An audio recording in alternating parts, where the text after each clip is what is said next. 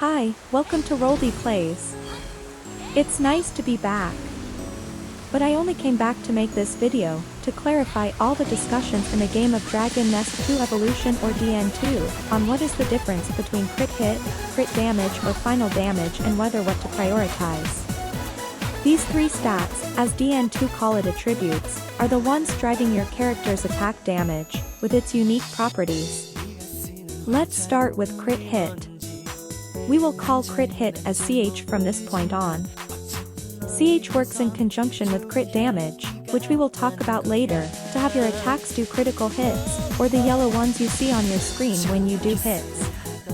A CH of 50 will give you 1% CH in total, so in order to have all your hits crit, you need a whopping 5000 crit hit. Which you can get from Dragon Rune bonus multipliers, accessory substats, pet and pet skills, weapons, and equipment. CH is Power's Ascension stat, so that's another way of getting crit hit. Power can be obtained from equipment, jewels, accessories, pet and pet skills, and Tower of Promotion, which I can link on the description down below for the guide. A Dark Moonlord is a prime example of a POW-type character who utilizes crit hit to the fullest. As you can observe, its hits crit very frequently, resulting on a more consistent and more reliable way of dealing damage. Moving on to crit damage. We will call crit damage as CD from this point on. CD works in conjunction with crit hit to make your yellow damage you see on the screen deal a considerable amount of damage when you do hits. CD scales differently, where at the start of the game, you will already see a 150% CD stat even if you have no items. Take note of this. I will call the 100% of the 150% as base. It's actually your base attack. The 50% on the other hand is an initial bonus given to the character from the game. The concept is similar to other games like Genshin Impact. A CD of 25 will give you 1% CD in total, so in order to get 200% CD on screen, or 100% true added crit damage, you need 1250 CD. Which you can get from accessory substats, pet and pet skills, weapons, and equipment. It is harder to get CD stats because Dragon Runes don't give bonus CD on its multipliers. CD is Agility's Ascension stat, so that's another way of getting crit damage. Agility can be obtained from equipment, jewels, accessories, pet and pet skills, and Tower of Promotion, which I can link on the description down below for the guide. A Fire Gladiator is a prime example of an Agi-type character who utilizes crit DMG to the fullest. As you can observe, its crit hits deal more than double its non-crit damage, but with less frequency of critting as drawback.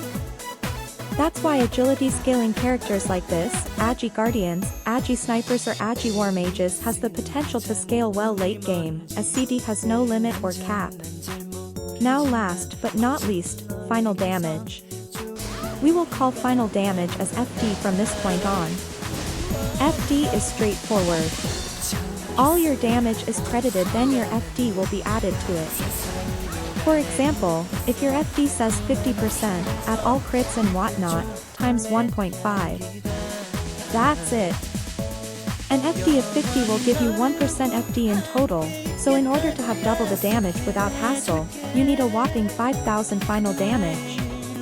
Which you can get from Dragon Rune bonus multipliers, accessory substats, pet and pet skills, weapons, and equipment.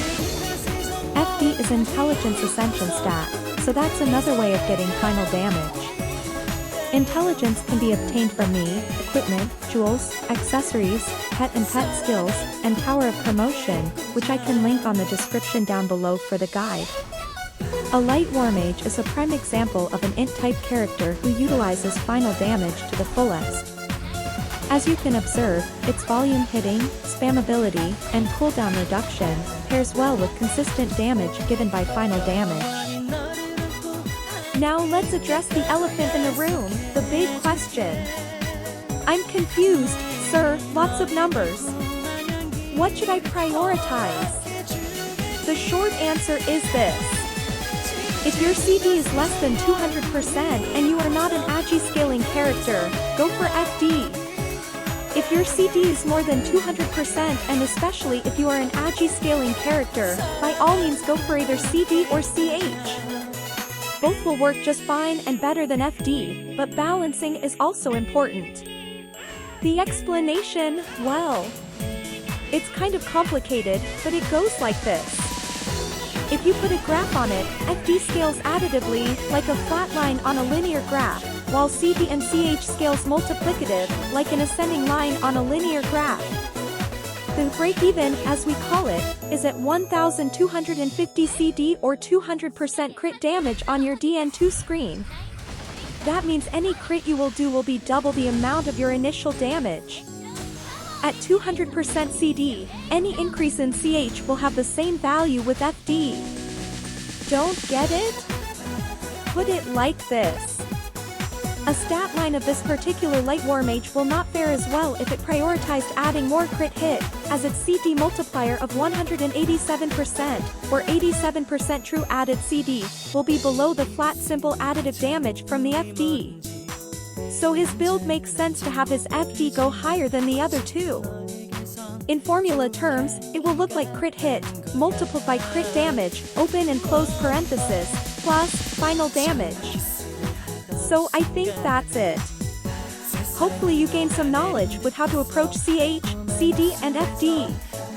Again, if CD is more than 200%, go crit build. If you're far from it, FD is the safer choice. Don't forget to like, subscribe and share this video to avoid any misinformation without basis or tests. Thanks for watching.